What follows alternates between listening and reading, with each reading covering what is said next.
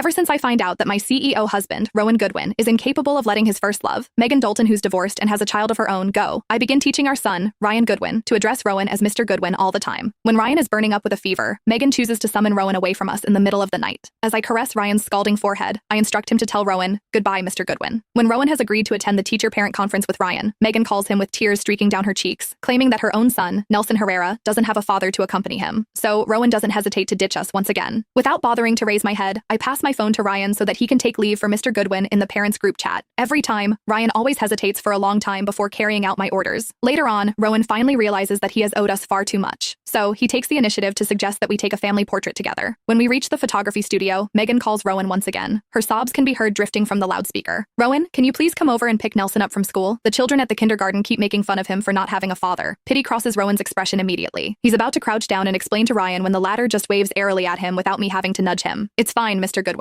You should accompany the other child. Mommy and I are the only ones needed for the family portrait. As soon as Ryan's words fell, Rowan and I froze. For the past 28 days, whenever Rowan walked out on us for Megan, I had Ryan call him Mr. Goodwin to remind us not to waste our tears. Ryan was only 7, an age when a boy depends most on his father. Every time before, he had hesitated before murmuring those words. Yet now, he said it smoothly and naturally. Ryan took my hand and told Rowan, Mr. Goodwin, you should go handle your business. Let's go, Mommy. We're going to miss our appointment. He pulled me toward the studio. Rowan had suggested this shoot to make up for missing Ryan's parent-teacher meeting, and Ryan had looked forward to it for half a month. I followed him stiffly, a heavy tightness crushing my chest. Rowan's affair had come to light by chance. He had gone to celebrate Megan's son Nelson's birthday, leaving a family ticket for 3 to Starlight Studios in his pocket. On Ryan's 6th birthday, he had begged to go there to see the Minions, but Rowan had dismissed it as childish. Yet days later, he went with Megan's son. On Rowan's phone, I found Megan's post. The most magical place must be visited with the best daddy, attached to a photo of Rowan and Megan holding the child between them. That night, we had our worst fight. I insisted on taking Ryan and getting a divorce. Rowan accused me of being unreasonable and asked how I could let our child grow up without a father, swearing he only pitied Megan. Looking at Ryan's pale, frightened face, I knew forcing him to leave right then would cause deep trauma. I chose a different approach. I tricked Rowan into signing a divorce agreement. There was a month before the divorce would be finalized. During those days, if Rowan turned his life around, I would pretend nothing happened for Ryan's sake. If not, I would use the time to desensitize our son. Now, on the 28th day, Ryan had taken the initiative to call him Mr. Goodwin. As we crossed the street, Rowan finally chased after us, wanting to ask what was going on, when Megan's phone call came through again. Where are you, Rowan? Nell keeps crying for his daddy. I can't calm him down, her whiny voice pleaded. Rowan stopped in his tracks, staring at our retreating figures. All right, I'll be there in a minute. He sent me a quick text. Let's talk tonight, and turned to leave. The roar of his car engine faded into the distance. Ryan halted, throwing himself into my arms as tears soaked my clothes. Mommy, we don't need daddy anymore, okay? We didn't take the family portrait. I took Ryan straight home and packed our bags. While booking plane tickets back to my hometown, Megan sent me a video showing her, Rowan, and Nelson posing in matching outfits at a famous photo studio. It's just a family portrait, she taunted. Rowan and I can take one whenever we want. In the past, I would have clapped back instantly, but watching Ryan carefully organize his toys, I realized I just didn't care anymore. I booked 2 tickets to Ivashire for the day after tomorrow. Just as the payment went through, Rowan walked in carrying a strawberry cake. Ryan and I froze. Rowan loathed strawberry cake. Normally, Ryan would choose Rowan's favorite green tea mousse for his birthdays.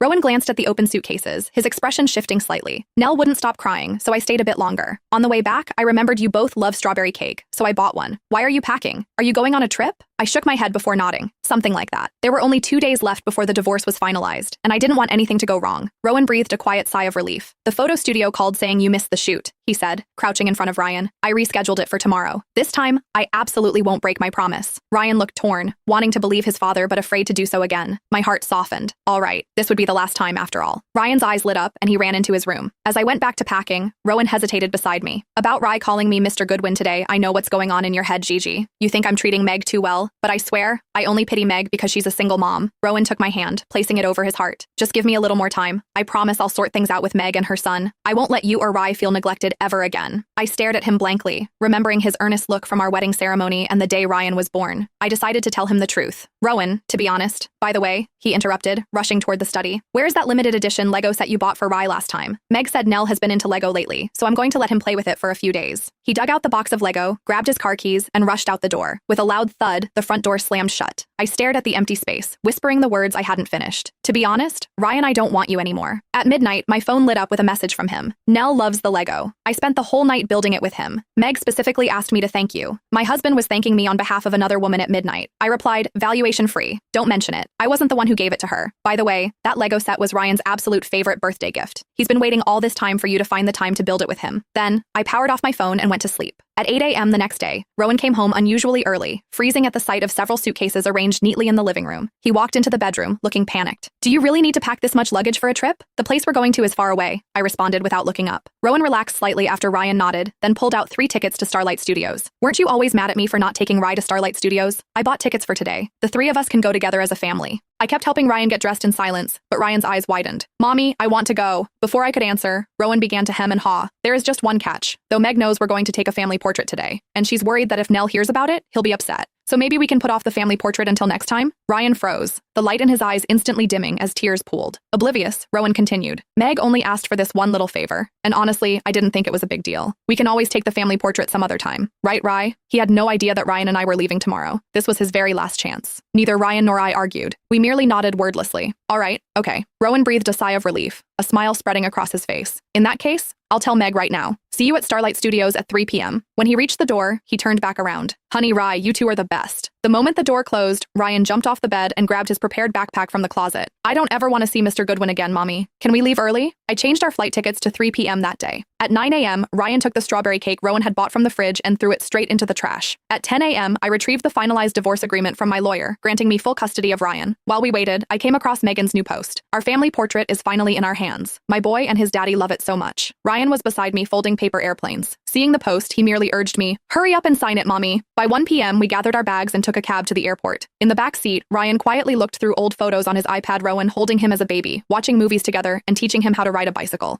A heavy, suffocating sadness filled the entire cab. At 2 p.m., right before going through security, Rowan called. "Gigi, please tell Rye I'm incredibly sorry. Nell fell and got hurt, and I had to rush him to the hospital. I'm not sure if I can make it by 3 p.m. If you guys don't see me, just go home. Please tell Rye I'm sorry." He hung up on me, missing the boarding announcement echoing through the departure hall. "Let's go." I took Ryan's hand. He nodded, selected every single photo in the album, and deleted them all with a single tap. At 3 p.m. sharp, the plane took off. I placed the headphones over Ryan's ears and gazed out the window at the blue sky and white clouds, letting out a long sigh from the very depths of my soul. "Goodbye, Rowan." Meanwhile, ignoring Megan's tearful pleas, Rowan skyrocketed out of the hospital and sped toward Starlight Studios.